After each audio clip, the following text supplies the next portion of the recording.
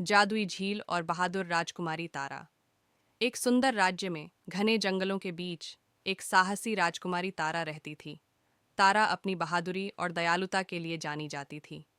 एक दिन उसे एक रहस्यमयी झील के बारे में पता चला, जो जंगल के भीतर कहीं छिपी थी और जिसे एक अदृश्य प्राणी द्वारा सुरक्षित रखा गया था। कहा जाता था कि जो भी उसके पास जाने की कोशिश करता, वह रास्ता भटक जाता और फिर कभी वापस नहीं आ पाता।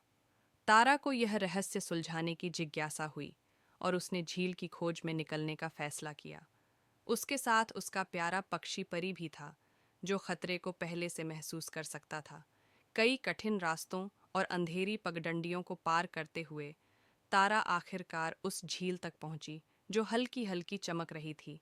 जैसे ही उसने झील के पास कदम रखा, उसे एक आवाज़ सुनाई दी, जो उसे वापस लौट जाने की चेतावनी दे रही थी। लेकिन तारा ने बिना डरे कहा, तुम कौन हो और क्यों छिपे हो? तभी अचानक वह अदृश्य प्राणी सामने आया। वह एक जादुई मछली थी, जिसका नाम नीर था। नीर ने बताया कि उसे एक श्राप के कारण झील की रक्षा करनी पड़ रही है और उसे तभी मुक्ति मिलेगी जब कोई उसे साहस और दया दिखाएगा। तारा ने उसकी बात ध्यान से सुनी और उसकी मदद का वादा किया। अपनी बहादुरी और दयालुता से तारा ने श्राप को तोड़ दिया और नीर को मुक्ति मिली। नीर ने धन्यवाद स्वरूप तारा को एक जादुई मोती भेंट किया।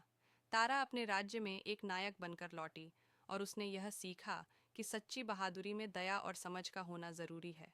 इस कहानी से यह सीख मिलती है कि सच्चा साहस सिर्फ खतरों का सामना करना नहीं है, बल्कि ज़रूरतमंदों के प्रति दया और सहानुभूति दिखाना भी है।